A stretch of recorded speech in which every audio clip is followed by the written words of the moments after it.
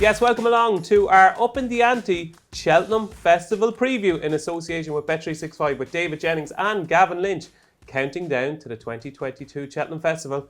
And you will have noticed it's not your usual Upping The Ante. Oh no, have we got a treat for you? So good, we even had to sit down, Gavin. Yeah, we're usually standing, but we're sitting today.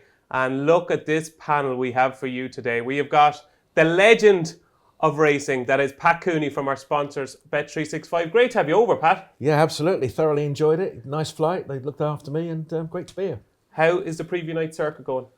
Coming to an end, which is rather good. Very confusing though. I often find you make notes of horses to follow and the portfolio seems to get bigger and bigger. But let's get to the final decks and we can make our own mind up. I often find your mind changes from the start to the end completely of the preview night circuit. But hopefully we'll have a few winning selections from Pat and all the betting info throughout the show. And the man in the middle, I feel a bit like Jonathan Ross interviewing Michael Parkinson here, so I do. The voice of Irish racing. We promised you Gary O'Brien, and we have got Gary O'Brien. It is fantastic to have you here. Pleasure to be here, Dave. Thanks very much for the invite. And just in case there's any confusion, I'm asking the questions, you're answering them. Is that all right? That suits me fine, Okay. yeah. Parkinson usually asks the questions, but I'll go on the other end this time. So hopefully we won't get confused. So we're going to get cracking. It's going to be sharp, it's going to be swift, and we're going to get plenty of winners throughout the next hour or so. And we're going to kick off with the traditional festival opener. It is, of course, the Sky Bet Supreme Novices Hurdle. And at the moment with Bet365, Pat, Constitution Hill is still favourite. Will he go off favourite? I think he will, but my one caveat about the horse is Nicky Henderson's well-being. He's not in the sort of form that we would associate with him being in this close to Cheltenham. So he needs to get his run rate going a bit, but he doesn't sound concerned about it. He's very much, oh, don't worry about it. It's been like this before. But if you're a punter, you want to be ticking as many boxes as you can. And stable form, you can't quite tick that box at the moment. So from our point of view, it's been, after the Gold Cup, the best betting race of the entire meeting. We've had John Bon all the rage, Constitution Hill, there'll be a bit of Sir Gerhard, and then, just when we're thinking that's about it, enter Dysart Dynamo, who impressed all the speed gurus in the office who were raving about his phenomenal sectionals. So he became the popular order as well. So some very well-backed horses in the market. And Mighty Potter is now proving popular each way as well. But Constitutional on pace to be favourite, but he'll be bigger on the day because all bookmakers like to get the first favourite in the book. On the basis, well, if he wins, we've still got 27 races to get it back. So he'll be favourite, but he'll be a bigger price on the day than he is right now. And what is Pat Cooney's selection for the opener? I'm with the speed gurus, Dysart Dynamo. I wasn't initially switched on to him, but the more I look at it, I just think he could be an exceptional performer. Whereas the other ones, stable form notwithstanding, I think Dysart Dynamo is the more logical one from my point of view. Well, I don't know if you know this or not, Pat, but the founding member of the Dysart Dynamo fan club is here. And he's sitting at the end of the couch there. Gavin Lynch, I think you spotted Dysart Dynamo's talent before many. Are you in the Dysart Dynamo camp for the Supreme? I am, Dave. I'd be slightly worried that this is going to be obviously his toughest test, but also in front of huge crowds, which I don't think he's been used to in the last year with COVID and stuff. He's a little bit, if you were a racehorse, Dave, you could be Dysart Dynamo. He's a little bit giddy. I'd be happy with that. But I just hope he handles the preliminaries. Similar comments could apply to John Bond. There's going to be a massive This is a very crowd. negative way of tipping a horse, Gavin. You're giving all the negatives first. But I think he's got a massive engine. His time, the last time when he beat Gringo Dobrel by 19 lengths was brilliant. I think there's a chance he could go off favourite. That's if he goes here. We still don't know if Sir Gerhard and himself, which way they're being split. They will be split. The exchanges will tell you that Dysart goes here. I think he's an exceptional horse. For Constitution Hill to come out and win, he'll want to be like a brilliant racehorse at the age of 5. He's only had the 2 runs in Sandown. I think Cheltenham's going to be a different kettle of fish. So for me, Dysart Dynamo. And I wouldn't discount Kilcrut. Okay, so Dysart Dynamo for Gavin Lynch. 2 votes for Dysart Dynamo. Are you going to complete the hat-trick, Gary? I'm not. I'm a big fan of the horse, Dave. I would expect him to pitch up here and probably Sir Gerhard to go to the Ballymore. That seems to be the vibe the last few days. But it's such a good race. I think there's probably 5, if not 6 of these who, in an average Supreme Novice Hurdle, you'd probably fancy to win the race. But this is no average year, obviously. I for a long time I felt I'd struggle to have a bet in the race, but the last couple of days I'm just starting to come around to Mighty Potter. I just think 8-1 about a horse who is unlucky to not be unbeaten, is a Grade 1 winner, and seemingly worked very well at Leopardstown the other day.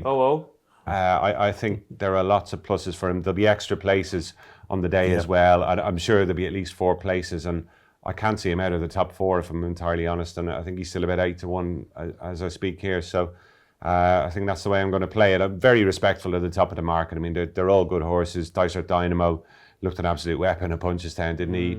John Bond's a good horse. I prefer Constitution Hill out of the 2 Henderson horses. And I mean, if you go right down the list, Kilcrut, I could almost go down to about the 10th horse, Bring on the Night, who I wouldn't be shocked if that won. Yeah. It's that sort of race. But I think Gordon Elliott's best novice hurdler to finish in the first 4 is probably a fair enough punt. So it's going to be Mighty Potter for me. He'd love a fast run race too, wouldn't he? I think he would, Gavin. Well. Yeah. Not much love for John Bond, is there? Or Constitution Hill. I think Constitution Hill is the real deal. Of course, me and Gavin always disagree. But I think he's still a Grade 1 winner. You'd swear he was after winning the Selling hurdle at Sandon. I think he's a very good horse, Constitution Hill. So I'm going to kick off with a favourite, Constitution Hill in the Supreme. For me, so moving on to the Sporting Life Arkle. And it's a wide open affair this year. I don't think, Pat, that we've got an Altior or a Shishkin in here. It's the market hasn't really taken much shape, although Edward Stone is still favourite. Yeah, I'm kicking myself a little bit because I did like Edward Stone when he won on his novice chase. He was brought down first time, then he won. And I remember saying to a guy in the office, that's exactly the type of horse that will be in the frame in the Arkle. And the reply was, something will come along. Don't worry, something will come along. And then he came out and he won again. And I was thinking, the same conversation again. Well, he's entirely the type. And then the stats gurus are saying he's an 8-year-old. 8-year-olds don't win. I hate them stats gurus. And then they were saying, and not only that, he hasn't done your bumper, novice hurdle, novice chase thing. He was running well in handicap hurdles. And it just doesn't, anyway, he just doesn't fit the bill. But as of right now, prices dictate opinions. I think he's a fair price to win the Arkle because it's not a vintage race. He doesn't have to be the next big thing to win. He just has to be the best of those on the day. And I seem to think that's how he's going to be. I can see him winning this. So you've got one on the board now at least, Pat. You have one on the board. It's not going to be a whitewash. Gary O'Brien, what wins the Arkle? I haven't got a strong view on it, Dave. I think the favourite is the right favourite. He deserves to be favourite, Edwardson. He's that little bit better than the rest of the English trained novices. Was probably a good bit better, actually. Whereas the Irish, that race in Leopardstown suggested there's not much between quite a few of them. My gut feeling is, though, that there could be something to come out of the woodwork, maybe in Chin Edwardstone. For all that he's a very good horse, impossible to knock. That's my feeling on the race this year. What it'll be, the one I was kind of homing in on was Houghton Kallur. It's easy enough to forget, but he was, I think, 100 to 30 shot to win the Irish Arkle. Fell early on, and he was the one, obviously, that ran in that race that we didn't get to see what he was capable of. So just clinging on to that thought and the impression he created at Leopardstown over Christmas, he was the way I was leaning. Now, there is still, I gather, a chance he could run in the Turners instead, but if he does pitch up here, he might just carry a few quid each way of mine.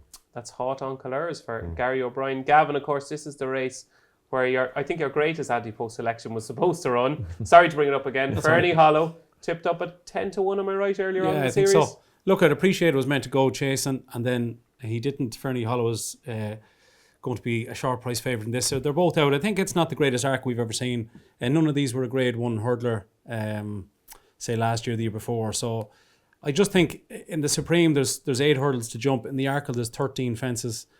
There's a lot of pace in this race between Magic Days. Not sure if For Pleasure will go, Saint Sam, Riviere de Tel, etc. So to me, it's going to come down who jumps the best. And if Edward Stone is held on to much later than he has been, I'd like to see him challenging maybe 2 out. Now, I won't back him at 2-1 or 9-4, but if he drifts out to 3-1 on the day, which I think he will, I think he's the best jumper. And as a result, I think Edward Stone. And I agree with you, Gavin. I agree with you. And we're going to start with you, Gavin, on the champion hurdle. Honeysuckle has been favoured all season. She's the defending champion. She gets the £7 mare's allowance. Are you as confident about Honeysuckle now as you were in the last couple of weeks? Yeah, I think she'll win. I think the last furlong in Leopardstown the last day wasn't maybe her most impressive. I think Henry's horse are coming back into form more so than they had been. She's £12 clear in ratings, officially including the £7 that she gets. Very difficult for one of the geldings to give her £7 and beat her. Last year she was exceptional in the race. It seems like the preparation has gone well. I think Appreciate will be second. I think T-Hoop will be third. I'm definitely I'm going to do the TriCast, yeah. Are you actually going to do a TriCast? I will, yeah. I don't think I've done one since I was in college. But since you're in Shelburne Park at the Dogs. That's where Pat's going tonight. Indeed. But I think Appreciate will be second, and I think T Hoop, who was very, very good in Gorham Park the last day, I think he'll be third. Okay, interesting. Well, you want to be an absolute idiot not to fancy Honeysuckle. She gets the £7. They have to run to an extraordinary level to try and beat Honeysuckle. How straightforward is it going to be for Honeysuckle, Gary? I'm the idiot, or one of them anyway. I'm going to feel like the man who shot Bambi here in a second for taking on Honeysuckle. But I do think Appreciate It has a chance of beating her, Dave. If the Honeysuckle who won the Irish Champion Hurdle is the Honeysuckle we see at Cheltenham, I think he's got a chance. To me... What was wrong the last day? She still won her race. She won, but it didn't... I came away from Leopardstown in 2021 thinking, wow, that was the performance of the season I thought up to then, and she would win at Cheltenham, and she did. I didn't have that same feeling after the Irish Champion Hurdle. Is she getting clever, though? Possibly. Just what worries me slightly is Zanahiyr made a really bad mistake at the first. Should have put him out of the race altogether. And he's not beaten out the gate by her at the line. I think the figures would back it up as well, that she didn't run to the same sort of level at Leopardstown. And maybe it's a case Henry's bringing her along that bit steadier this year, perhaps to peak at Cheltenham, and he's left a bit to work on. And obviously there has been a bit of chat about the way the stable form has been earlier on in the season. So maybe I'm reading too much into it, but Appreciate It is just a horse who still has a huge amount of upside. Brilliant in the Supreme Novice Hurdle last year. The vibes out of the camp seem to be very positive in the run-up to this race. The fact that they're happy enough to go straight there with him, I think, is a vote of confidence in the horse as well. I know a lot of people would have liked to see him have a run. I actually almost view it as a positive that he hasn't run, given what Willie Mullins has done with some of these horses in the past. Look, it's going to be a monumental task for him to beat her. But I think if she is only as good as she was at Leopardstown, that definitely gives him a chance. Interesting. So, Pat, are you an Egypt like Gary, or are you a Honeysuckle fan? Well, I'll make that a couple of ages for exactly... You're not on your own, Gary, at least, anyway. Bit of Safety backup. in numbers. Exactly the same reason. She might be getting more and more clever, but she's not getting more and more better. And that last run at Leopardstown... Good English there, Pat, yeah. She was a pedestrian from the last I like that, to the winning line. Not a wow factor for me. Yes, of course. What do you want her to do? Well, she won the race from 2 out to 1 out. You know, that's the new Honeysuckle. Yeah, that's the new. I like the old version, the one that sprints to the line. And I just looked at her last time and I thought,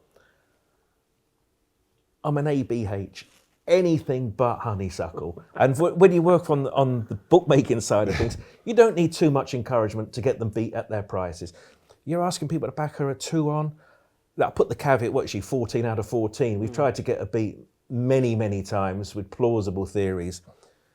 And I'd like to have more strength in depth. I think she should have the group, the mayor's allowance taken away from her once she wins a grade 1 anyway, but we can't do much about that.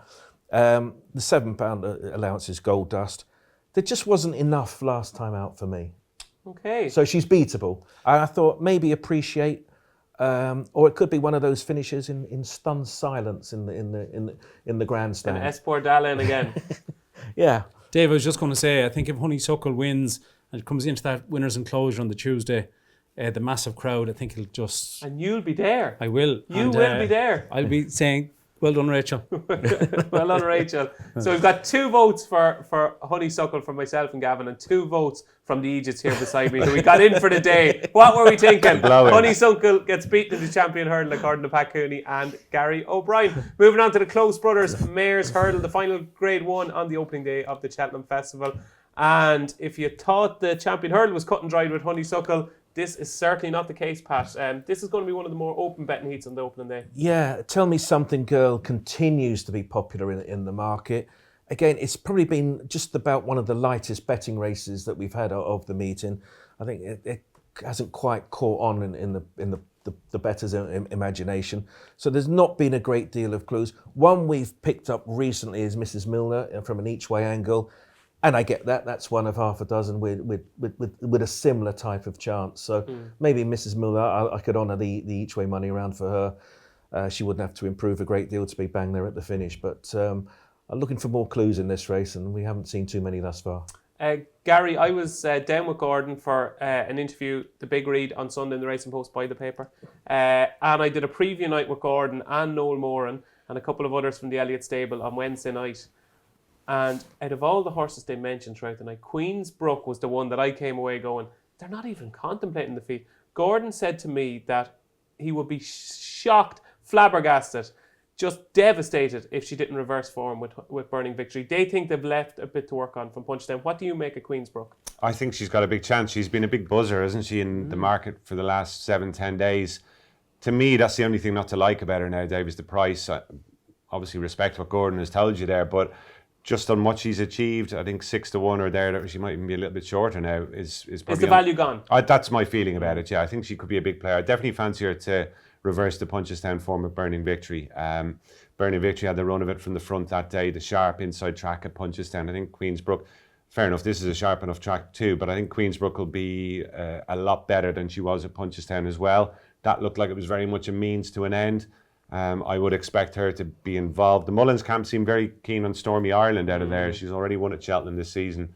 Seems as good as ever. So you'd imagine she's going to be banging the mix as well. But I wouldn't put anybody off Queensbrook in terms of a selection. It's just the price I don't like. Okay, so if she was a 10-1 shot, she would be your selection. Very much so, yeah. Okay, interesting. Gavin, it seems to be given now that form will be reversed from Punchestown. I obviously tipped Burning Victory earlier on and Up in the Ante at a bigger price, and I can see why people are thinking the form will be reversed from Punchestown. Yeah, we've a tenner bet that might happen. That day, Queensbrook was given Burning Victory £3. She had a brilliant run 2 years ago on the bumper to be third to Fernie Holland, appreciate it. So she has the back catalogue. I personally think there's going to be a huge pace in the race between Stormy Ireland and Heaven Help Us. There's actually not going to be that many in the race. It might only be 10 or 12 in it, but I still think the two of those want to lead. I think it's going to be a very fast run race, and as a result, last year's Mayor's novice winner, Tell Me Something Girl, she ran a cracker at Christmas. She was giving away £5 and £8 to Heaven Help Us and Royal Kahala. So I think with a fast run race here, I can see when they come back into the winner's enclosure, well done Rachel again. So I think... So you're happy in the small town world, are you? Tell Me Something Girl for you. Yeah, I think she might drift, but if she gets 7-2 or 4-1 each way, I think that's brilliant value, yeah. Okay, Tell Me Something Girl for Gavin Lynch. Those are the 4 grade ones on the opening day of the Cheltenham Festival, but there is a good supporting card. We've got the Ultima, we have got also, of course, the Boodles, and we've got the National Hunt Chase. Gavin, your selections for those 3 races, please. I'll go with Noble Yates in the Ultima, particularly any bit of rain that comes will help him. I think he's off 148. He's due to carry 10 stone 9. Ran a lovely race the last time in Wetherby. Has been changed owner since to the Whaley Cones. I think he's got a good chance. In the National Hunt Chase, I could just see the 2 Jollies getting beat. I don't know why. I just not in love with either of them in that race. So I'm going to go for On the Ropes in the hope that his jumping improves. His jumping in the Munster National when he won it, when he was out in front, was really, really good. But since then, his 3 runs, his jumping hasn't been as good. If he gets into a rhythm over 3 mile 6, they'll be going an easier gallop. He definitely will stay strongly like he did in Gorham Park in the Thyestes. I think at 12-1 he's a bit of value. On the Ropes, who's going to ride him? Don't know. Hopefully Patrick, but obviously he's going to ride Statler. And in the Boodles, the Jolly will be very hard to beat. Gaelic Warrior, he's all the talk of 129.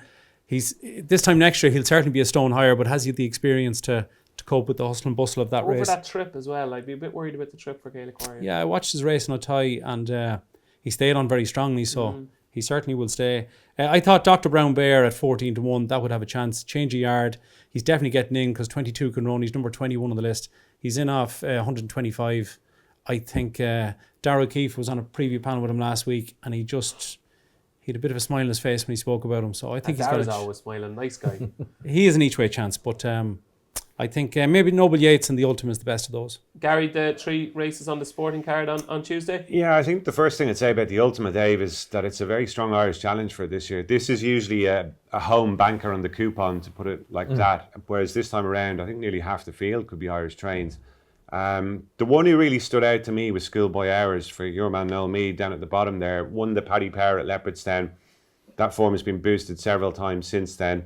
£9 higher, but didn't get any extra on top of his Irish mark from the British handicapper. So he's still going to be at the right end of the weights for this. Now he is into Kim Muir later on in the week as well. Maybe that will be the target, but I thought it was interesting he was left in this. So if he were to pitch up here, he'd probably have carry my support. In the other 2 races, the Boodles, I'd say there's a lot of well-handicapped horses in that.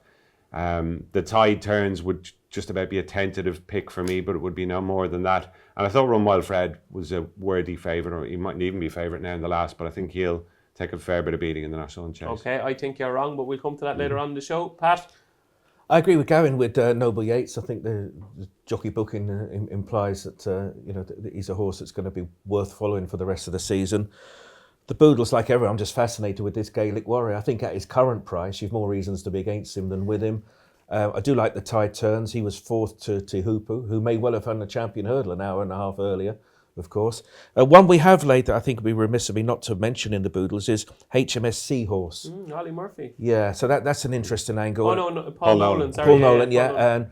And he's won a half a dozen you could throw into the hat, but it's always significant. Once the weights came out, there was money for him. Where Gaelic Warrior goes in the market, I have no idea, but if you're not on at the sexy prices, I wouldn't be jumping aboard at 5-2. And in the last, I just thought Run Wild Fred looked the type to take this in and rock up at Aintree with a solid chance as well. What is going on here? Like, I understand that Statler doesn't fit the trends. He's not got the experience that National Hunt Chase winners should have, but is he not by far the most talented horse in the race? Would the Bartlett not worry you last year, Dave? It worries me a little bit, yeah, but I thought we saw a new Statler against Farouk Delaine at Naas. I thought he battled and he stuck his neck out. He's a better chaser than he was a hurdler, I think. Am I mad, Gary? My view on it is maybe Run Wild Fred is a slightly better horse than Farouk Delaine, and we might see that proved wrong at Cheltenham next week, but I actually wasn't impressed by Statler that day. I didn't like the way he jumped. I know there mightn't be as much pressure on that over the longer distance here, but for me, I'd be happy enough to pass on him now. I knew we should have put you in this chair and I should have sat there. We got the team lineup wrong here, but that was day one of the Cheltenham Festival. So we roll on to day two of the Cheltenham Festival. Hopefully the hangovers won't be too bad. A few paracetamol and we'll be fine. And we kick off with the Ballymore, and it looks at the moment like Sir Gerhard is going to go to Ballymore, judging by the exchanges, but that's the way it looks at the moment, Pat. And the big question is, will he go off odds on if he does go here? Well, a lot would depend on what the score is after day one. If the bookmakers have had a right drubbing. 6-1. We gave you one on the opening there. Now, yeah, fair enough. Well, it has been 6-1 on numerous occasions to the punters. I think he's odds on to be odds on. Yes. And well put. Thank you. And I'm not completely convinced about his odds on price, but I get it. He's the best horse in the race. As they say, kiss, keep it simple. He's the best horse in the race. He does smack of being the most likeliest winner of the race. You've got Journey With Me, Henry de Bromhead, stage star. Decent horse. They're very decent horses. Are they as good as Sir Gerhard? I don't think so. If he's odds on as a bookmaker, you wouldn't mind laying him at odds on, but you'd be brave enough being odds against him on the day. So if prices dictate opinions, he's definitely a player odds against and a layer odds on. But I could see him being in every multiple on that day too. Well, there's a man sitting on the couch who certainly has him in a lot of multiples, I'd Right. say. Gavin Lynch. Now we've been doing Upping The Ante for 5 seasons now, is it? Yeah. This has Gavin Lynch written all over it, Sir Gerhard. This is your ideal horse for multiples, I think, is it? Look, he was very, very good last year in the bumper. Probably slightly lucky to beat Kilcrook, but still he was very, very You're good. over it anyway, Gavin. Yeah, I got over it, 360 odd days later. I looked at his point to point because all his runs on the track have been over 2 miles. So is he going to stay the 2 mile 5 if he goes here? If you go and look at his point to point, he stayed very strongly. He had no issue with the trip. Tactics wise, he likes to be up with the pace as he has been over hurdles and in that bumper. So are they going to ride him that way and try to slow it down and kick off the bend? That could maybe the way they do it. I think he'll go off odds on. I don't think it's as strong as Ballymore. And if 3 Stripe Life goes here, I think he's 12-1 at the minute for this race. He's worth the saver each way. Or if they bet without, which they will on, say, the day, I'd definitely be into him, 3 Stripe Life without. The time of the race, the last day in the Grade 1 in Leopardstown was very fast. Sir Gerhard was quicker than Honeysuckle. So I think 3 Stripe Life could follow him home if he goes here. But Sir Gerhard is the most likely winner. Is it a clean sweep for Sir Gerhard in the Ballymore, Gary? It would be for me, Dave, yeah. I think, to be honest, I'd fancy him to win whichever race he ran in, but I wouldn't have any worries about him over the longer trip. I know from working with Ruby, he feels the Ballymore actually isn't necessarily as great a stamina test as you might think over the trip, whereas the Supreme, because they tend to go a right good gallop from the start, maybe there is more of an accent on stamina over the distance there. So look, he stands out. I think they'll be able to take a lead with him over the longer distance as well, which Connections seem to think would be a big help with his jumping after Leopardstown. But the way he won at Leopardstown after making those few mistakes, it just shows you what an engine the horse has. He's a seriously talented individual. I think he's the best horse in the race. I do like Three Stripe Life as well. He ran very well in the bumper last year. No match for Sir Gerhard, but if he is pointed towards this, and I'd say there's a good chance he might be now. If Ginto jumps ship to the Albert Bartlett, Three Stripe Life would be very interesting. And at a bigger price, the sponsor's horse, What Do You Want, has got a place chance as well. I mean, he was favoured to win the Grade 1 at Naas last time. It's easy to forget. I'd put a line to his run that day. It just didn't go his way Everything that day. went wrong. It did, yeah. It was just not his day, and I think he's a lot better than that. So 2 at bigger prices, Three Stripe Life and What Do You Want for Gary O'Brien, but Sir Gerhard is your number 1 pick. So it's a clean sweep. It's 4 out of 4 for Sir Gerhard in the Ballymore. Gary, I'm going to start with you here on the Brown Advisory, because this is my lay of the week, Brave Man's Game. I'm a big fan of the horse. I think he'll win the King George later on this year, but I can't understand why he didn't finish second in last year's Ballymore. I'm not sure Cheltenham suits him. I'm taking him on with a high senior who I think is one of the bets of the week. What do you like? I think you're on the right track taking him on. I wouldn't necessarily fancy a high senior. I still think he's just not quite the finished article. Now, I know that sounds a stupid thing to say about a novice, but I think some of the others maybe are a bit more streetwise than him, if that makes sense. I got half of it right. Well, time will tell. Okay. Who should I have picked? I'm really interested to see L'Impresse potentially pointed at this now. I think it's a sensible move rather than take on the 2 potential monsters, Galopin Des Champs and Bob Ollinger. Bob Ollinger, sorry, yeah. How dare you forget Bob in Ollinger? the turn, it was just a senior moment, apologies. That's all right. L'Impresse to me comes into this big time. Very, very good jumper. I know there's obviously a little bit of a query about the trip because he hasn't gone that far yet, but he strikes me as though he'll get it okay. And I wouldn't forget about Capodanno either. Capodanno made Bob Ollinger work to master him at Punchestown 2 starts back. Not ideal that he, I suppose, went early on at Leopardstown last time, but he's a smart horse. I mean, for him to win the way he did on his chase debut, getting out of an impossible position at Naas after a mistake 2 out, marked him down as a really nice prospect as well. So I just feel this race all of a sudden looks a bit hotter and a bit tougher for Brave Man's Game than I thought it was going to be maybe a couple of weeks ago. And for that reason, I'd say you are on the right track. Okay, and Gavin, I know L'Impresse, the horse you've spoken about on the show, a couple of times that he's won. I know we were taking him on at Sandown when he was going right-handed, but he's done nothing wrong, has he? Yeah, I think I basically agreed with everything the two have said in the last couple of minutes. Brave Man's Game would prefer a flat track, and last year's a worry, the uphill finish that he gave. A high senior, as Gary says, his jumping is still a little bit to the right, and he's just not the finished article. Again, I'd like L'Impresse and I'd like Capodanno on this. I'll go for L'Impresse. He was excellent in the Dipper. He's won his last 4, including 2 right-handed, Ascot and Sandown.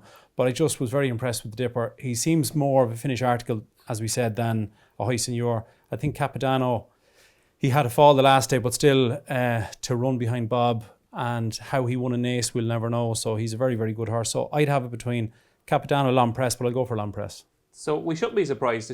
The 2 shrewdest judges in Irish racing are sitting side by side, and they agree on the Brown Advisory. Pat, are you with me in the high senior camp? I am, and I've also got sort of half a toe in the L'Impresse camp, but my slight reservation with Venetia Williams. She said my horses aren't quite right. Now, a cautious trainer by nature, I like that, but it is reflected some of them have disappointed. So you like to be coming here all guns blazing, love the horse, but can pass him on that basis. And like most people seem to be coming into with Brave Man's Game, all season I've been, yeah, I can see this horse winning at the festival. But when Paul Nicholls was saying it's the King George on Boxing Day, that's his ideal set of circumstances. Flat track, left-handed, right-handed, goodish ground. Well, this is everything completely different. And I can see him getting beat. And I do like a hoist senior. Good man, Pat. I was at Kelso on Saturday. We sponsored up there, and Lucinda Russell worked a hoist senior with Mighty Thunder. Tell us more. The Scottish Crown National after racing, and Peter Scudamore. I watched the race with him, and I like that. Attention to detail. And they brought him to Kelso because they wanted him to jump the downhill fences at speed against an experienced horse. That's what you call preparation. And no doubt other trainers do it. We don't get to hear about it. But there he was. He was jumping them. And How did it go? He jumped like a bunny rabbit. Okay, and they jump well, don't they? Bunny rabbits, yeah. Did they? Yeah. I think it's just a phrase. Isn't it? It's one of them ones we don't know where it comes from, but it sounds good. But all I did, I said to Lucinda afterwards, how was that? She said, fine. And I said to Scoot, how was that? And he went, yep, perfect. So on that basis, yes, I know he got completely beaten at Kempton, but they went very quick. And I'm more inclined to say, look, forget Kempton. That didn't happen. The Brave Man's game is a thorough there. He's gonna put them to it. And now if you're a backer of him, he'll be jumping nice and fine. So I'll go with the Senor. Ahoy, Senior. Don't mind them two Shrudies. Exactly. We'll stick together, Exactly. Pat. We're in this together. Moving on to the Champion Chase, the feature race on Wednesday of the Cheltenham Festival. And the two Shrudies, well, they agreed in the Brain Advisory. Can we get them to agree in the Champion Chase? Gavin Lynch, take it away. Shishkin should win, yeah. 7 out of 7 over fences. He's maybe the best horse in training for me. This race 188 yards less than Ascot. That might suit Energamine, but also keep it in mind Energamine mightn't get a solo like he did get in Ascot. One thing that'll help Energamine as well is that it's a shorter run from 2 out to the line than it is at Ascot. So if Paul is riding Energamine, he'll try and stack them up and kick on, but he'll need Shishkin to make a mistake at one of the last 3. Shishkin will be a dot better going left-handed because he jumps a tiny bit to his left. Energamine is the opposite, so he might be quite as good. It's not just maybe a 2-horse race, but I think there'll be a mental gallop. That'll also suit Shishkin, who will stay on very well up the hill. The thing I love about Shishkin, he reminds me a little bit of Hurricane Fly. He just has that fight to win, and I'd say he'd bite you to beat you. He would, He wants to win, and I could see Nube Negre running on from the back of the field to be in the first 3. Is it Shishkin's Champion Chase, Gary? It was never a big price. We were going to agree on this one, was No. it? Two Shrudies, courses are going to agree on everything. You going to go against him? I'm tempted. Go Watch on. this You space. give your theory first. Look, Gavin has hit the nail on the head there. Even when everything doesn't go quite right for this horse, he still finds a way to win. It's something you often hear said about the great football teams when they're not playing well, they grind out a result. It's like you at golf, Gary. You're in the A few trees. years ago, maybe. In the trees, You you're haven't in the seen me play bunker. lately. What you get, Gary? Oh, we got a par. And the Myself trouser and leg. Gary have played golf together a couple of times. Yeah, no, I Yeah. played with him too. I tell you, he's well handicapped. Oh, He's yeah. better handicapped than Gaelic. One Warrior. day I'll yeah. be up to your level. One day. But to go back to Shishkin, for 90% of the race at Ascot, I thought Energamine was going to beat him. Even on the home turn, I thought, how's he going to win from here? And still he manages to dig it out. And I've got to be honest, I came away from that race thinking to myself, well, it's only a small margin, another day, different day, different track, probably different grounds. Why wouldn't you give Energamine a chance to turn it around? And I've got to admit, in the intervening period, I've gone further and further away from that viewpoint. I don't know whether it's all the talk about Chacun Persois, but I think I'll wait and have a look at the jockey bookings before finalising my thoughts, because if Paul Townend does ride Chacun Persois, I would take that as a huge negative for Energamine. I was just about to ask you. You do a lot of work with Ruby, obviously. The betting suggests he will definitely ride Energamine. Do you think it's as straightforward as that? I expect him to ride Energamine, but it's just all this talk about Chacun Persois and what a wonderful horse he is. And he is a great horse. I love him. I mean, his performance at Punchestown last season, I thought was as good a performance as I saw, maybe apart from Honeysuckle in the Champion Hurdle anywhere last season. But just for whatever reason, he didn't deliver last year, and it was all set up for him. I thought, jump the last, go on, Yeah, win shoulda easy, won. and who knows what Jump the happened. last, you win, like the horse of Gavin Cromwell's. But like if he didn't win it at 9, Dave, I don't think he'll win it at 10. I know. Now, the only reason maybe Paul might ride him is if he had a slight injury scare there, whatever it was, a week or 10 days ago, unless that creeps back in again. Energamine, sorry. Maybe that, but otherwise I'd imagine he'd ride Energamine. Yeah. I said it to David Mullins. I said, who will Paul ride? And it was like, why are you even asking such a stupid question? He'll definitely ride Energamine. So it's going to be interesting. Pat, where do you side in the Champion Chase? Well, I don't want to come across as being deliberately awkward, but I think Shishkin's a terrible price. When he won at Ascot, it was only the length of this armchair between him and Energamine. That's Yeah. odds It's a on. couch, but anyway. Yeah. It's a shorter trip. He took all day beating Energamine at Ascot, didn't he? Shorter trip. And after Ascot, I thought, God, at these current prices, I could only back Energamine Really? at his price versus Shishkin at odds on. That's what I thought exactly after Yeah. Ascot. Don't And- ask me why, I've just kind of And now veered the other way. you're also giving me Chasson Persois as well. Yeah. To have in my corner if I don't fancy Shishkin at his odds on. So I'm getting Energamine with the length of the couch to make up. It's only half a mistake, isn't it? A shorter trip. And I'm getting Chasson. And I'm getting Newby Negre and Polly put the kettle on as well, maybe. I think he's a terrible price. Yes, he's a champion, and you're supposed to say you never oppose champions. He's only got a length in hand. I think he's worth taking on for me. Okay, and it's It just shows the difference, Dave, between a bookmaker and a punter. Yeah. A different way of looking at the race completely. Yeah. But you know, from my side of it, you're trained to see flaws in everything. So you can be 14 for 14, 7 for 7s. You know, we don't need too much encouragement to take it. And throw in Nicky Henderson's well-being. You know, maybe he's had a miserable Tuesday as well. Interesting. Well, no, Constitution Hill obviously is one at this stage, Pat. But it's not as straightforward as I thought in the champion chase. Look, I think Shishkin will probably win. But I do think Jacques Persois is getting unfair press. Like, to say he doesn't travel or doesn't like Cheltenham, it's a very small sample size. He's been to Cheltenham once and he's beaten a length and a half, and he's been to Sandown and there were valid excuses. I'd be willing But this is a better race than last year. It is a better Yes, race than last year, yes. but he's a better horse than he was in the race last year. He's 10. He's 10. I know, Gavin, double figures, and you forget about them. I know, but I'm just going to give Jacques Persois one more chance. And the final grade 1 on Wednesday is the Weatherby's Champion Bumper. And Pat Cooney from Bet365. What a race we have in store here. I know people are against bumpers. They're glorified or actual flat races. This is a proper bumper, though. This is American Mike, Facile Vega, Redemption Day. 3 absolute stars, potential stars anyway. Absolutely. And where I think you are on safe territory, don't bother backing a UK horse. I don't think they'll finish in the first 10. No. I mean, this has just got complete Irish domination written on it from start to finish. With Facile Vega, there's an interesting story with this. We laid this horse at 33 to 1 before he was even named. How about that? How did you lay him? What did they write on the slip? By Quevega and date of birth. So we were thinking, yeah, but Andre Agassi and Steffi Graf had a kid, and there's no sign of that winning at Wimbledon, is there? Yeah. Not yet, no. The child's only been 8, so she's probably a bit young. I'd say. I don't think my Georgia is going to be a goalkeeper either, to be honest. Well, and so we thought, well, 30. Look, there's a conveyor belt of Willie Mullins bumpers. Don't worry about 30. And we were laying like 50s and 30, and it soon adds up. And then, of course, it gets the name and it gets a bit of hype about it. And when it won first time out, we were like, okay, yeah, but there'll be others. And there's American Mike anyway, who's already come out and impressed. But the way he did win at Leopardstown, you think, and for Willie Mullins to say, I've not seen something like that for many, many years, you're thinking, well, we might be in trouble, but this is the champion bumper. Willie often wins it with his second, third and fourth strings, remember. American Mike's bang there.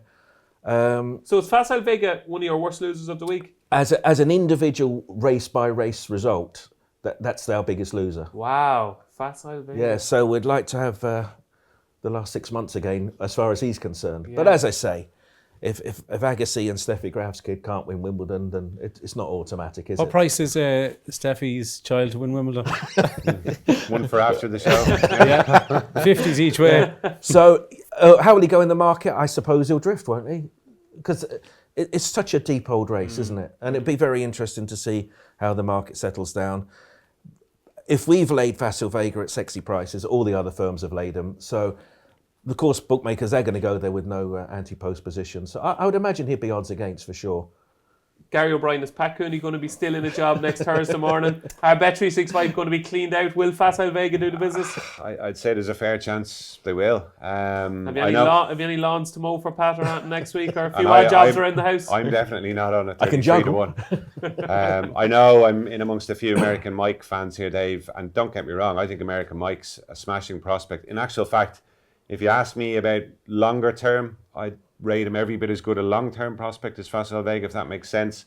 And I mean, on his pedigree, American Mike, he's by Mahler, who's a real stamina influence, out of a mare who's a 3-mile chaser, American Jenny. He's already doing things he shouldn't be able to do on pedigree by winning bumpers in the way he is. So he's clearly a very, very talented horse. But I just feel, of the two of them, Facile Vega is maybe more for the here and now. I mean, we're talking about living in the present rather than looking further down the line. I think Facile Vega, on what I've seen of him so far, and I think the form stacks up that little bit better than American Mike's as well, deserves to be favourite. Maybe he will drift a touch on the day, and I think there might be a hint of the bookmakers keeping him on side, given all the background to the horse and the Quevega angle and what have you, and those kind of interest bets from a long way back. But he looked so good at Leopardstown that day, and most of his form, you'd have to say, stacks up really, really well. Sandor Clegane getting beaten, I wouldn't read too much into that. It might have came a little bit too soon for him. There are others in it. Redemption Day looks a very smart horse, and a lot of the Mullins camp have kind of flagged him up in the last few days. Looks a real speedy type. He's got a chance too. I like James's Gate when I saw him at Punchestown, but it's not a race I've had a bet in. At the prices now, Dave, I couldn't see myself having a bet in, but I do think Facile Vega will win. Gavin, it's a very hard race to have a really strong opinion, because if you really fancy American Mike, you've no idea how good Facile Vega is and vice versa. So is it a race maybe just to watch? Maybe. It's the best That's a no. That's a no, by the way. No. Gavin wants to back something. It's not only the best flat race of the week, it's in the top 5 race for me to watch. I think it's an exceptional race. It has to be a worry for the novice hurdlers next year for Britain when you see all these brilliant bumper horse for Ireland. I think they'll take high rank next year. I think Facile Vega, I think slightly high knee action, probably on softer ground. I think that'll go off 6 or 7 to 4. I don't think it'll be. Wow. It won't be odds on anyway on the day. No way. If they all stand their ground. American Mike has done it very, very well in the clock twice in Down Royal and again at Navan. Got a form boost with battling Bessie. They ran well in the Grade 2 since. I love American Mike. I love his attitude. He's a really laid back character. He seems to do everything and he'll quicken. So I love him. He'll handle the prelims. Redemption Day, I think, has got a massive chance. I think it's down now to 5 to 1 each way. That must have a squeak. So I think it's a top race, and I'd be happy with American Mike, or if you have to have a saver, Redemption Day each way. Okay, sticking with you, Gavin. We have the Coral Cup. We have potential history being made, a 6th success maybe for Tiger Roll in the cross country, and we've got the Grand Annual. Anything you like in those? Apart from maybe Honeysuckle, I think that, or whatever wins the Gold Cup, I think the Tiger Roll will get the reception of the week. I think he'll go off maybe even money or so. It doesn't look like the ground's going to be soft to heavy, which is the only thing that I could see beating him. I know he's 12, but an 11-year-old won it last year, so that was a joke. And I got it. Bad one. Saint Felician in the Coral Cup and maybe Gowl Road. Gowl Road is weighted to beat Unexpected Party. Saint Felician looked like being, a champion hurdle horse at one stage. They love him. Do they? They love him. Yeah, I think that. Okay, he was disappointing the last day in Nace behind Durasso, but I think back down to a handicap company, he's very, very unexposed. In the high 140s, which to me seems fair enough. So I'd like those two in the Coral Cup. And in the Grand Annual, no real opinion. If you keep badgering me like you usually do, I'll maybe say Buddy Rich, but we were on a panel with Davy Russell and he said he barely gets 2 miles. But watching Davy Russell on Buddy Rich weaving and coming late will be a joy to watch, but I won't have a bet in the rest really. Okay. San Felicien is interesting. I think he'll go off by 4 to 1. Do you? I think he'd be a real plunge horse, San Felicien. Yeah, I do. Gary, the other 3 races on Wednesday, anything you like? I like Good Risk at All in the Coral Cup, Dave. Not particularly original, but I think this is an example maybe of the difference in handicapping this year. I mean, he got £10 for absolutely annihilating the field in a good handicap hurdle at Navan last time. I mean, if that was Ireland, it would have been a stone minimum, particularly with a race of that value. And I like the way Sam Thomas has brought him along. He does need a few to come out to make the cut. I was just looking at it earlier on. I think he's about 33 on the list. But if he does get in, he's obviously going to be right at the bottom of the weights. So it could be a plan that maybe has been a while in the making. I think he'll take a bit of beating there. Cross country, Tiger Roll should win. Midnight Maestro is one I think could run well from a place point of view, or maybe without the favourite. He did disappoint at Cheltenham earlier on in the season, which would be a worry. But I liked what I saw from him being Shady Operator at Punchestown last time out. And in the Grand Annual, I know Buddy Rich is favourite, but stable also have Andy Dufresne in it, who I think is interesting. He'd be a much classier horse than Buddy Rich to me. Lightly raced, unexposed. Maybe inexperience would be a slight worry. He's done most of his racing over fences in single-figure fields, but I wouldn't be shocked now if he had a big say in the Grand Annual. That is Andy Dufresne, hopefully, to get Gary O'Brien out of jail. Oh. Sorry, I couldn't resist. See, I told you guys it wouldn't work. Okay? Never You're again. too used to Never presenting, again. okay? Gary, you'll get used to him after about an hour or two.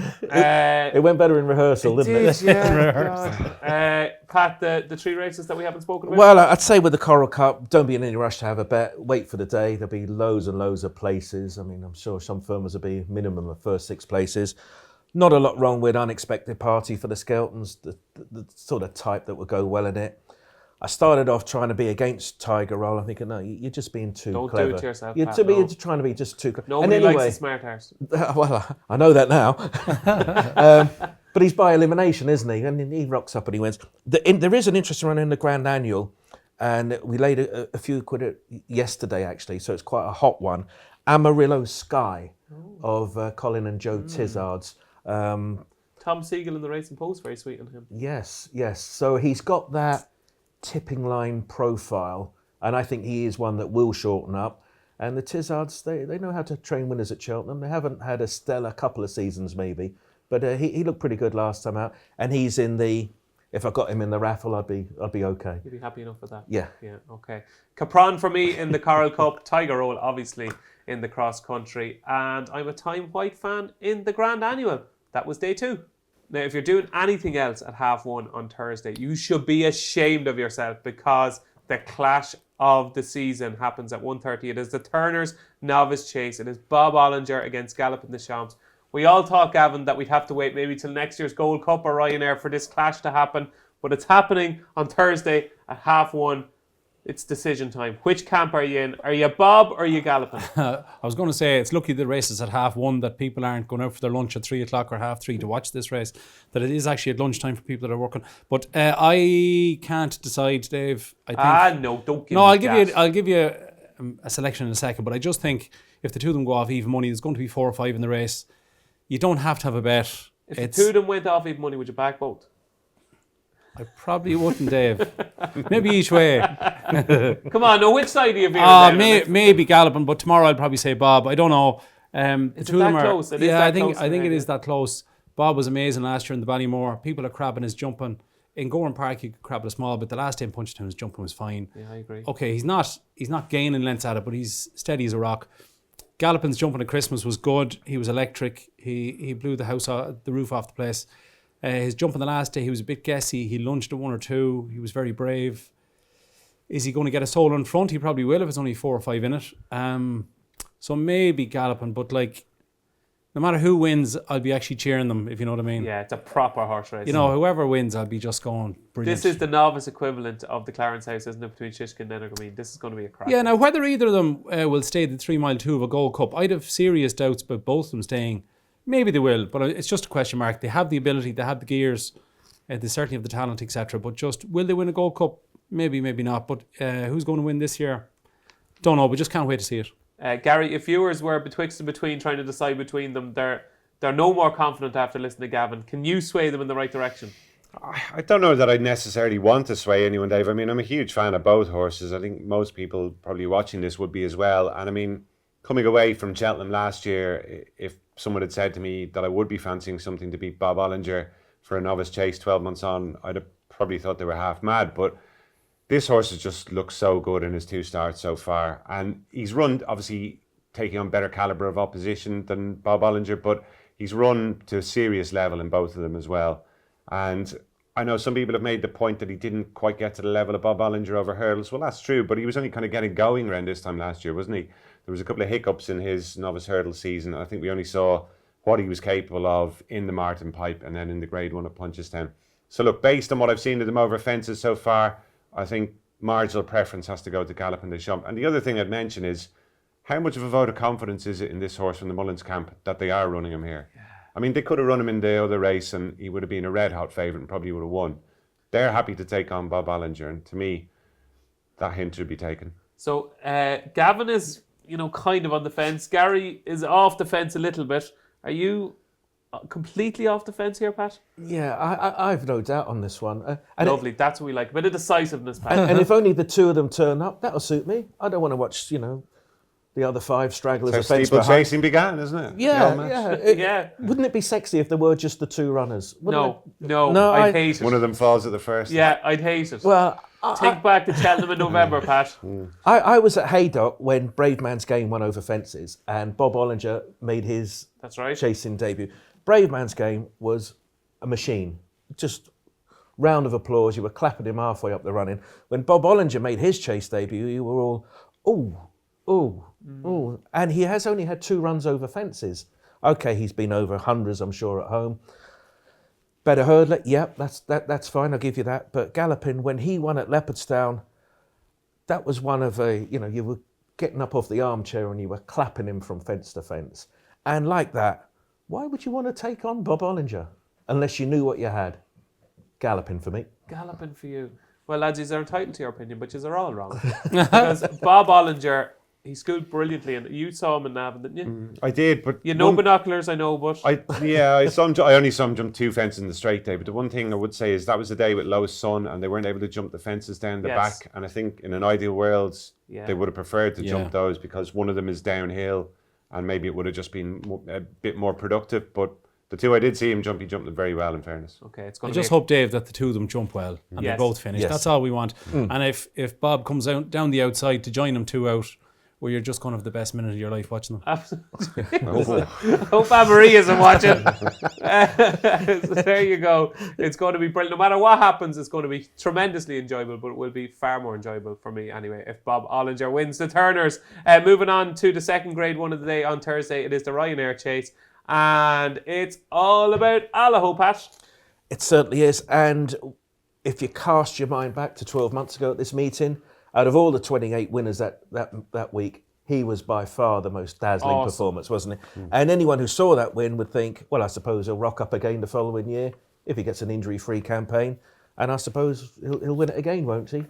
And 12 months on, I'm still exactly the same opinion. I just think he's automatic to win, really. I can make a case out maybe for Blur for the Skeltons, who would have won our Bet 365 Charlie Hall by a million miles, but we've not seen him since then. If Conflated turned up, you'd have to show him some love to a little degree as well. But Allaho, I think he's very, very solid, and I'm expecting him to win, sadly. Is he the one horse, if you get him beaten, you'll almost have a winning week? Yes, he's going to feature in all the multiples, no doubt, with Man United, Liverpool, Celtic, Rangers, Allaho. Man United. Well, Man City, maybe. Talking about Egypt earlier on the show, what Egypt puts Man United into a queue? But he's in most multiples, and rightly so. But that being said, we always get one beat. And I will say on Thursday is moving day for the bookmakers. There's 3 handicaps on the Thursday, and there's only 2 on the other 3 days. And we tend to make a spirited fight back on the Thursday and win on the Friday. So a horse like Allaho is pivotal to the day. I think he'll be in the winner's enclosure after the race, though. Pat, it's interesting you said that, because I'd say there is a trend over the years that punters get the better of it on Tuesday and Wednesday. Is that fair? Absolutely. Yeah. We've and then we start going to pubs on the Friday and we just give it all back. That's it. You've got to train for 15 rounds, haven't you? Gavin Allaho was brilliant last year. Performance of the week, in the Ryanair, he was fantastic. Does he need to be that good again, or can he even underperform him? Well, sure, he won by so far. He doesn't, but I don't think... I can't have Shan Blue, particularly if he goes and takes him on. Can't have that. That'd be just a waste of time, as we saw with Min last year in the same race. I think Conflated, if he goes here, he'll run a cracker. He'll be ridden to finish second or to challenge late on. If Davey rides him, he'll give him a brilliant ride as usual. So I could see him being second. If not, I'd maybe something like a Janadil could be second. But yeah, Allaho should win, yeah. Gary, Allaho?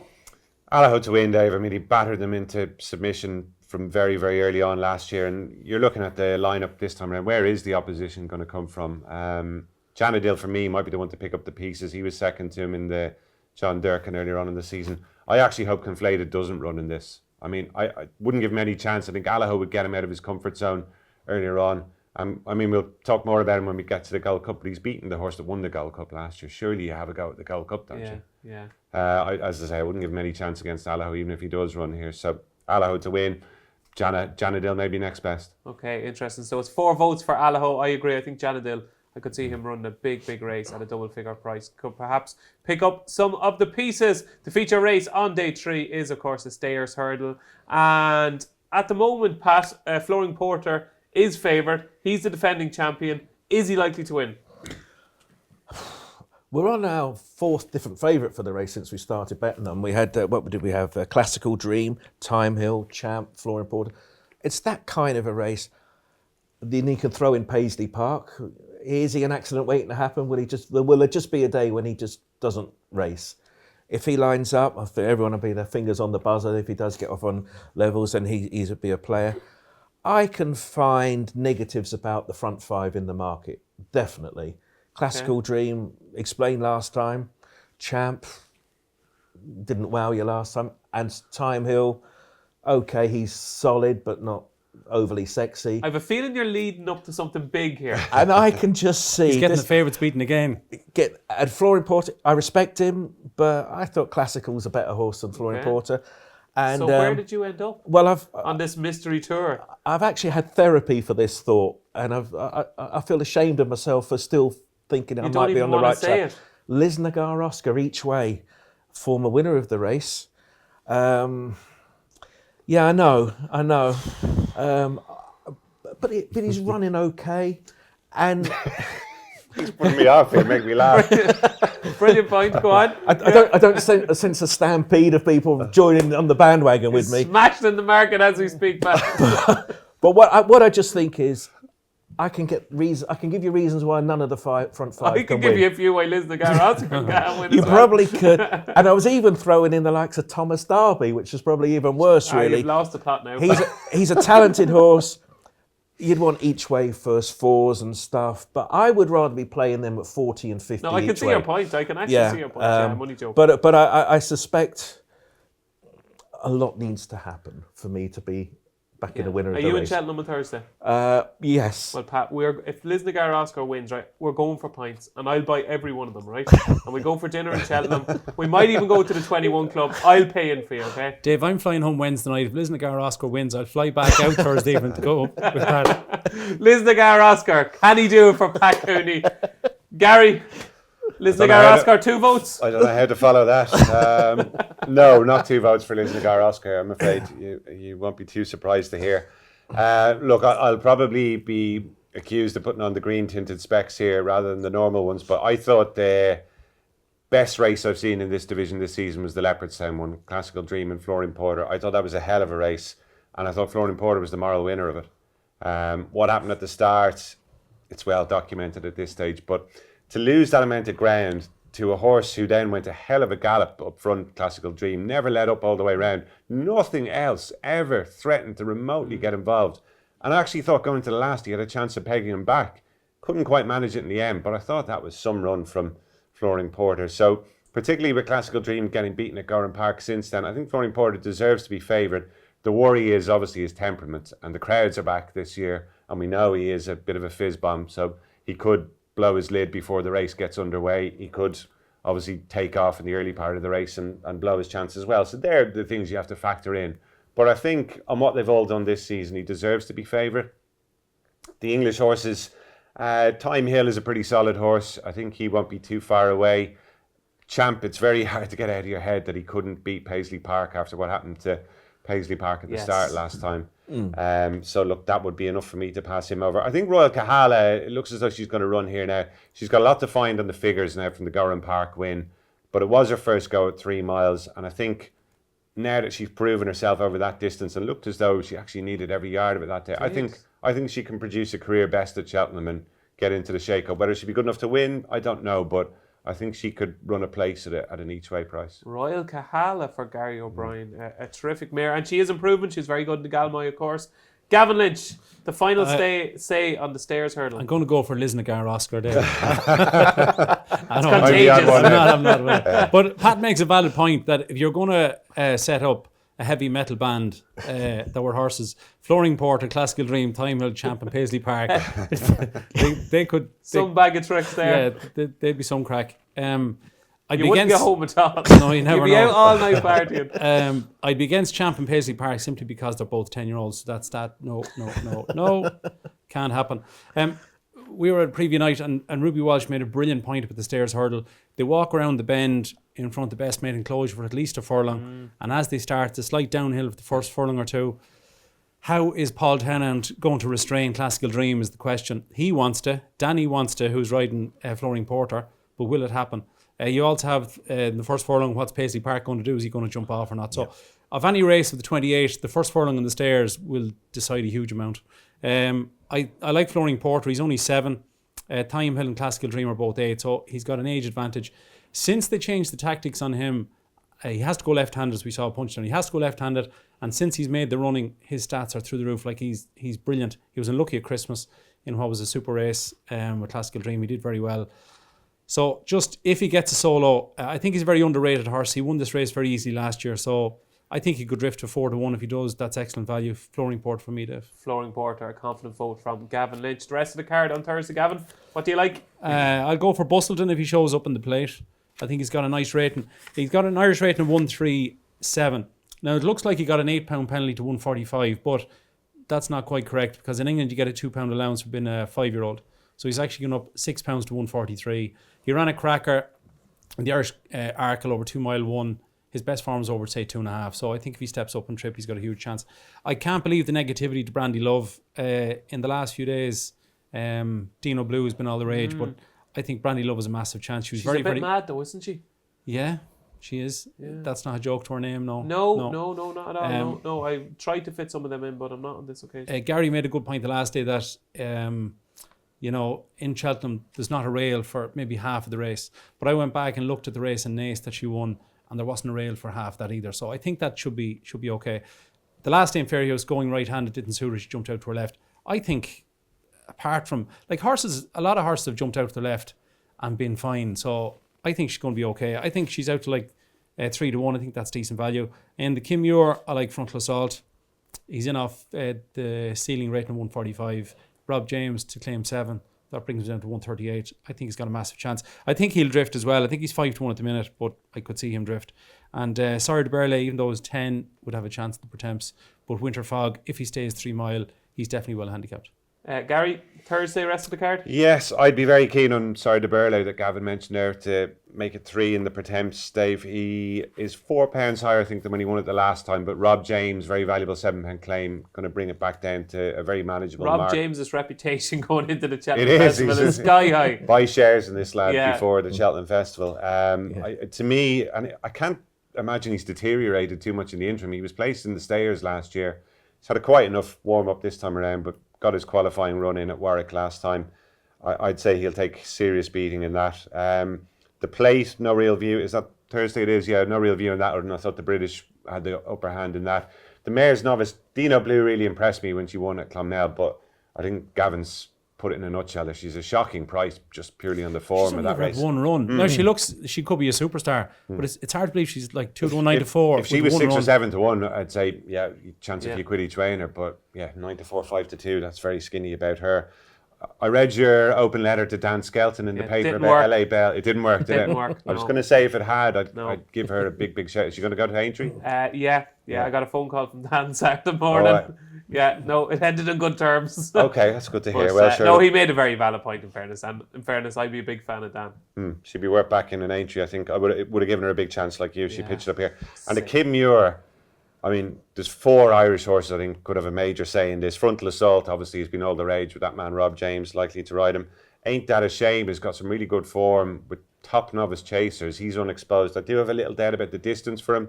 Looked like he got outstayed slightly at Navan last time. Maybe they'll ride him a little bit more quietly this time. And then you have Schoolboy Hours, who's entered up. Obviously, you mentioned him in connection with Ultima earlier on. And then, of course, the great plot horse Glenn Lowe, who's been a big fancy for about 10 Cheltenham festivals now at this stage and has never actually managed to win and often hasn't managed to even get there. Chase of any sort. He's never won a chase. He's still a bid. I think it's 5 years since he's won a race, but it looks as though he's been nursed along to try and get there again this year. So, look, that could be a pretty hot edition of the Kim Muir.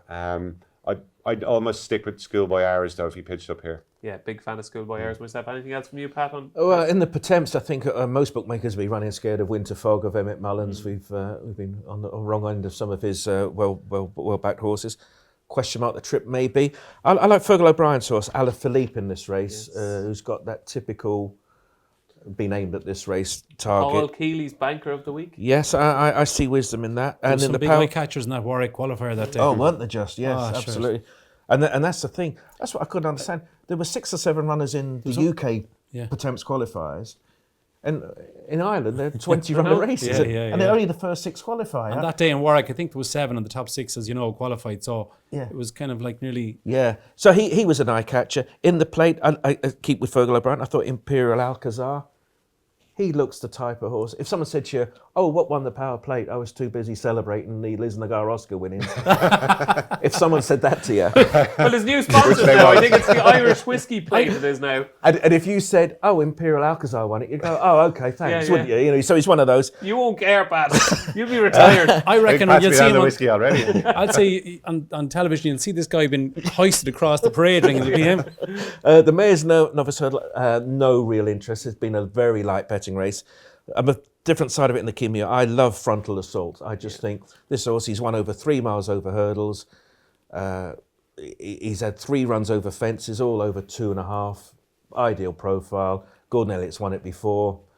All points a massive run from him. So I'll skip the Mayor's Novice and just get prime position to watch the Kimia and Frontal Assault. Okay, and one that I like in the plate is Grand Paradis for Gordon Elliott. I think he's a graded horse in the handicap. That was day 3.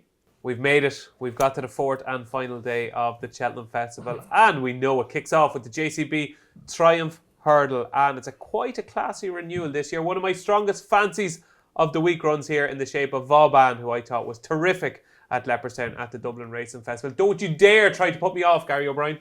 Well, just to let the viewers in on a little secret, we did chat this through beforehand, Dave. And It was a bit of role play, yeah. I'd be very much against Vauban. And why? Well, price for a start. I think there's a lot of meaningful opposition to the horse. I'll give you a price. Including from his own stable. I think 2 of the horses, if not 3 of them that ran behind him at Leopardstown last time, will have a sporting chance of turning it around. Gary. One of them had never run over hurdles before. You'd give him a pass for that one, yeah? Okay, yeah. Go on, make your case. Icarilan definitely didn't show what he was capable of that day. Hacked up at Ferryhouse subsequently. I think he's much better. I'd put a line through what he did that day. Phil Dore, I would struggle to see him turning it around, admittedly, but I do think the stiffer track will be, or the stiff finish at least on the new course will be a help for him. And as I say, Pied Piper has beaten him at Punchestown as well. Now, I know a lot of people feel Vauban should have won that day, and Davy Russell, I think to quote Patrick Mullins, was using the dark arts in the closing stages, which was a good way of describing Great it. writers, Patrick. But the impression I got from the Elliott camp was that Pied Piper was a long way off Cherry Ripe that day as well. He was easy to back, and then we saw what he went and did at Cheltenham. So to me, if you're backing Vauban at 13 to 8, 7 to 4... I am, yeah. You are? Okay. Well, to me, you've got 4 or 5 serious horses to beat there, including one, as I say, who has already beaten him the only time he ran against him.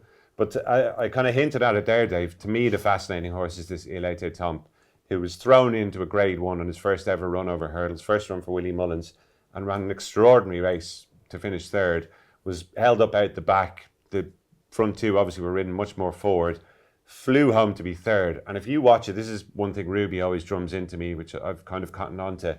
About 100 yards after the line, he had flown past the front 2, the 2 that beat him. And that to me suggested he had plenty of running left in him. So with that experience under his belt, I'd expect a sharper horse for the Triumph. They're going to run him in Grade 1s for the rest of the season. And if he doesn't win one, well, then he's a novice for next season. If he does, well, hey, we've won He'd a have a Grade chance 1. in a maiden hurdle in Ballinrobe there I'd next year. say there's a fair chance he might win one of those. All Next right, May. He's one of the most interesting horses running in the whole week for me. Okay, I didn't know that what happened after the line now, I have to say, right? Okay, I'll have to watch that again with Elete Tomp. But you're against Vauban and you're in the Elete Yeah, Tomp and as I say, it's as much a price thing as anything. Vauban, I'd say, is going to turn out to be a very, very good horse and could win a good flat race, I'd say, for Willie, something like an Ebor or something like that. Okay, interesting. Gordon Elliott is a very strong hand here, Gavin. He's got Phil Dore. Your early fancy for the race. Have you changed your mind? Are you a Pied Piper fan now? Well, first of all, I'd be against Vauban at the price. I think the last day it was a very slowly run race. He's loads of gears. The Triumph Hurdle will be a different race altogether. You'd imagine that they should go a lot quicker. It's on the new course. It's 2 mile 1. You really, really have to stay. He might have too much speed. I just think at the price he's too short. Phil Dore might struggle to reverse the placings with him, but it'll be run far better to suit him, as we said. It's going to be more of a staying race. But I really fancy Pied Piper. I think that Gordon couldn't believe that he beat Vauban and Punchestown, wasn't nearly ready, hadn't been away, etc.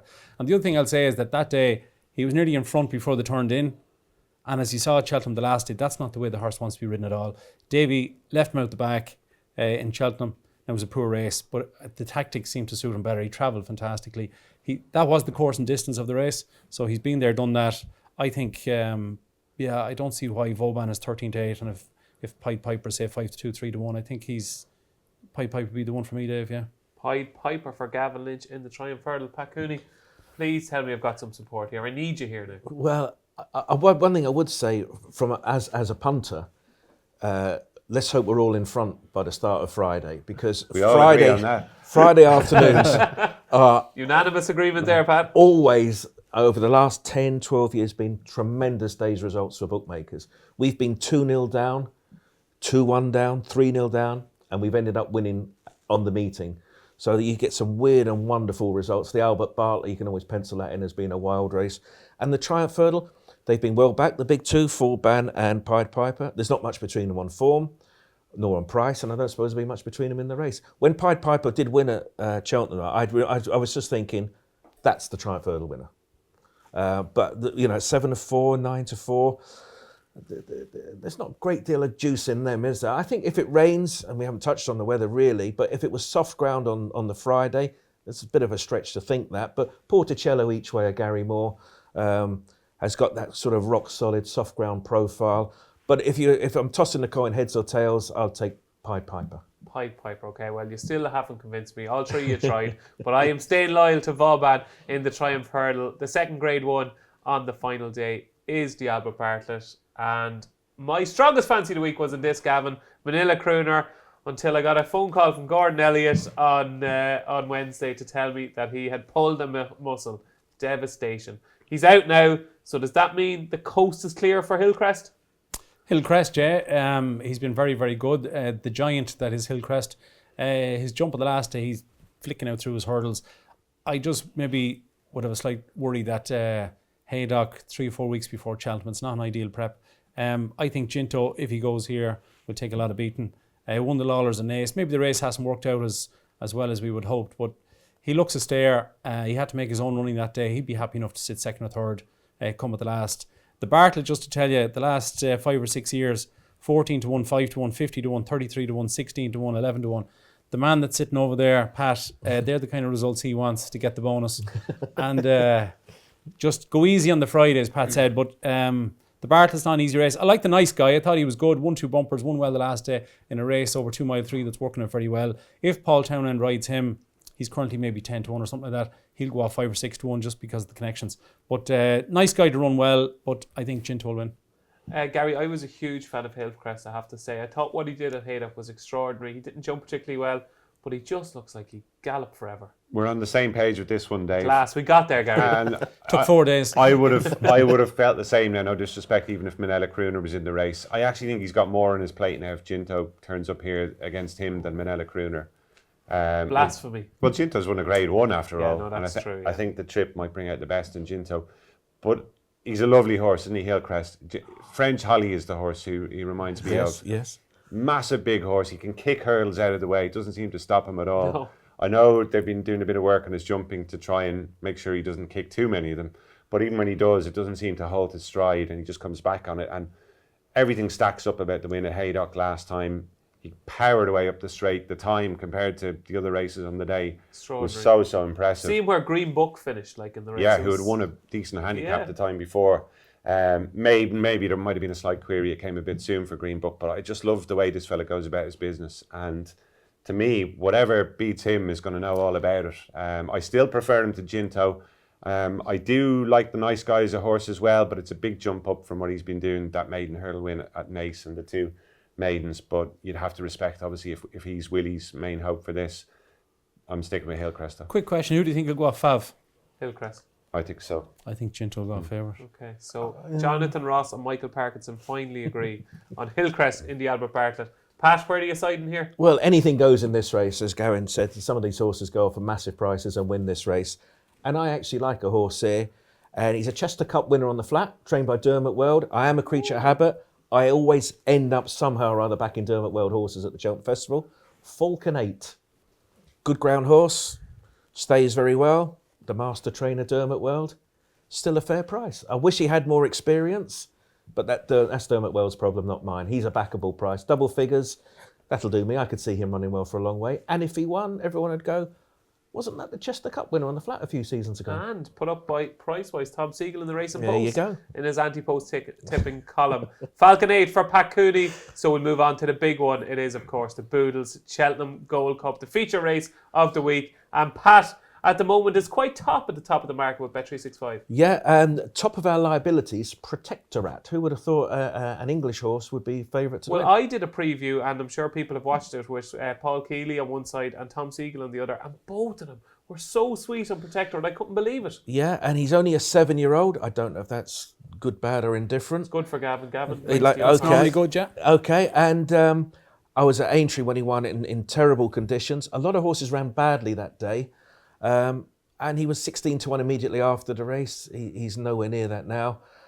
I suppose he's in the can-win section, but I just think last year's race is a good race to start with, and I thought Manila Indo won it in good style, and I'll draw a line, give him a pass for some of his runs this year. Last run looked much more like it, so Manila Indo for me. But it's tricky, very tricky. Could be another shock result. It's going to be an interesting race, Gary. Henry de Bromhead once again with the strong hand. 1-2 in the race last year with Manila Indo and A Plus Tard. Do you think they'll finish in the same order? No, I don't. I fancy A Plus Tard, Dave, to be honest. He's been my idea of the winner pretty much throughout the season, even after he got beaten at Leopardstown last time. It's just one of those races where if Rachel had her time again, I'm sure she'd do things a little bit differently, and I think he'd win. I think he's a better horse than Gavin.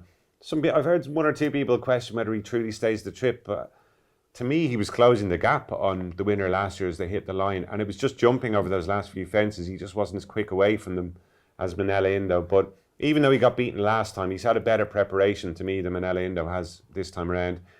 Bolted up in the Betfair Chase. I mean, he looked out of this world that day, and if he's in that sort of form at Cheltenham, I don't know whether anything can live with him. Not as good at Leopardstown at Christmas, but then Henry did have that little bit of a dip around then. And as I say, even then, I think he probably was the best horse on the day. So to me, whatever beats him will win. Going back to what I said earlier on about Conflated, I mean, I think he has to run here. I mean, I hope Gordon, did you get any vibes from him, whether he's going to get his way or are they... Bad news for you. He's going Ryanair. I think even Gordon is starting to think Ryanair. I cannot believe it. I think he worked brilliantly the other day. To me, like there's two horses in this who have maybe a little bit of X factor coming into it. Conflated is one, simply because he's just burst onto the scene out of nowhere with those last two wins and beat the Gold Cup winner at Leopardstown. And Protectorat is the other one.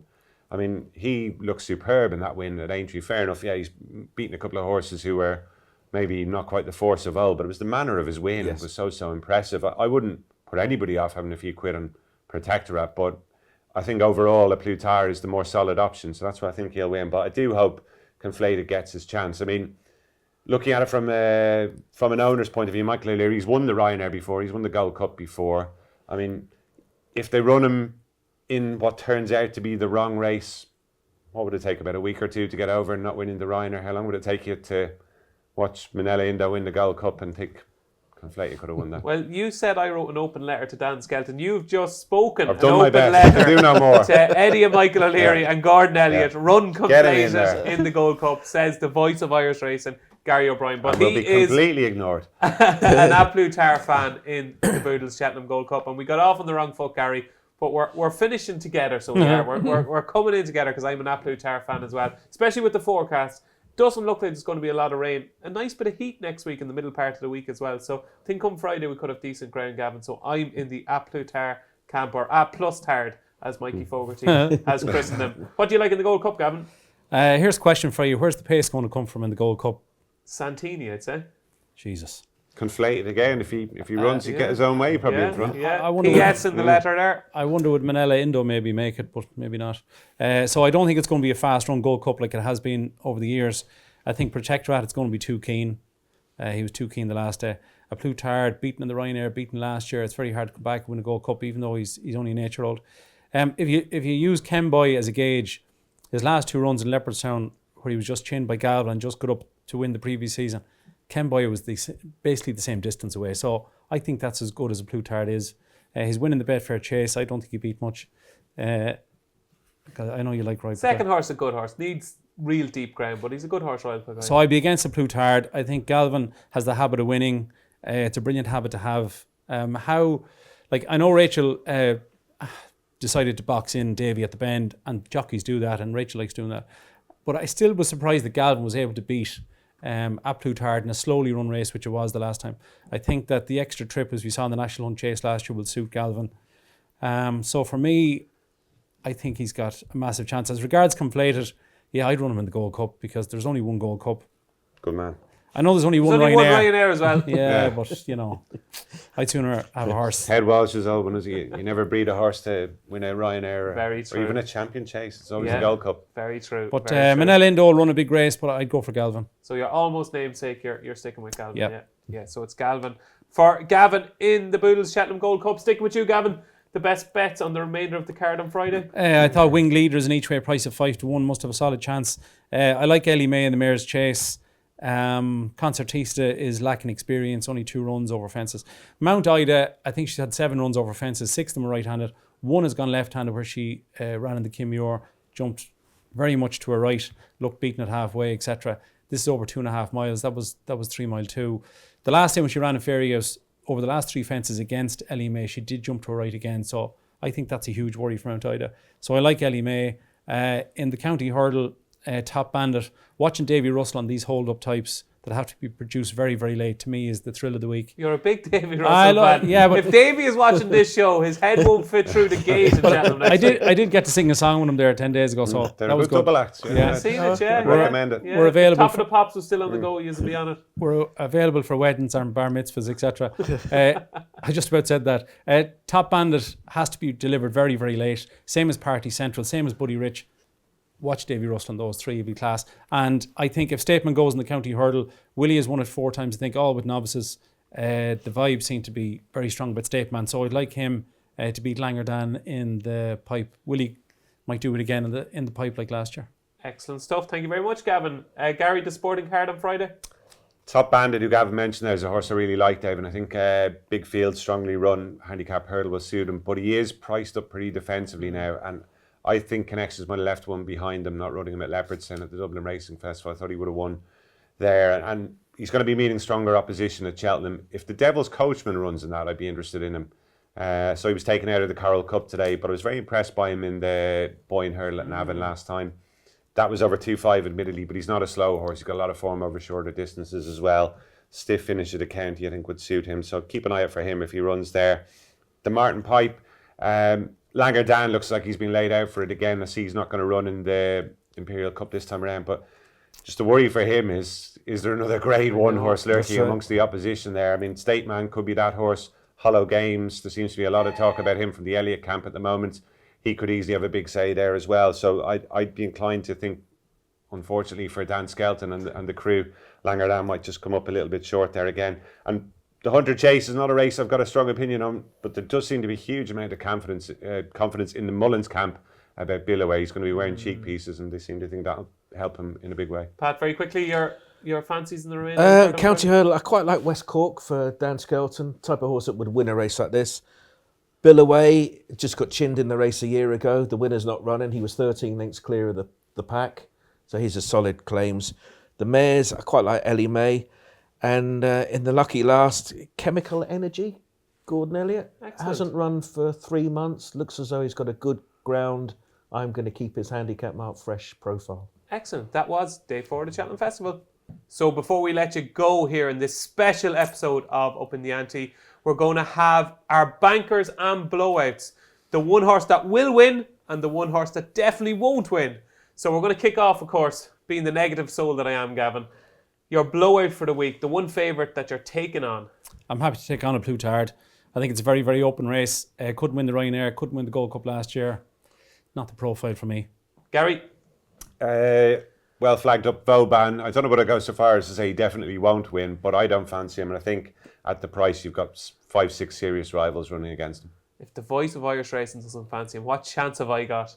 Vauban for Gary O'Brien is one of the lays of the week for Pat Cooney. Well, you're never told to laugh at danger, but Shiskin, terrible price. In Ergoname, he was only that far away from him. And I've got Chasson Pessoir as well. Shiskin, shocking price. Whoa, Shishkin, Pat Cooney from Bet365 is taken on. And mine is Brave Man's Game. I'm a massive fan of the horse, but I think he could be a Newbury, Haydock, Aintree type of horse, Brave Man's Game. I'm not sure he's a Cheltenham horse, and I much prefer a high senior. So it's the moment you've been waiting for. It is banker time. We've got two of the shrewdest judges in Irish racing and Gavin Lynch here Hey. as well. Do you like that, Gavin? I did. So we're going to kick off with you, Pat Cooney, your banker for the 2022 Cheltenham Festival. A Thursday, the lucky last, frontal assault, Gordon Elliott. All in place for a mighty run. That's a good shout, I think. Thank you. Very good vibes coming from the Elliott camp. About frontal assault in the Kinmuir. Gary O'Brien. It was going to be Hillcrest, Dave, but with Ginto in there, I'm just not quite as confident as I was. I'm going to go at a bigger price for Sire de Burley in the Pertemps to win it for the third time. Sire de Burley to complete the hat-trick in the Pertemps final. Gavin Lynch, your banker for the festival. We leave it till near the end. Ellie May, there's no Colreevy in the race this year. So Ellie May, change of tactics, out in front. I think she'll win. And I'd advise you all to close your ears because mine is Statler in the National Hunt Chase. I think he's different class to those he is running against. So that's it, folks. That is our very special Upping The Ante Cheltenham Festival preview. I've been David Jennings. He's been Gavin Lynch. He's been Gary O'Brien. He's been Pat Cooney. Thanks for watching.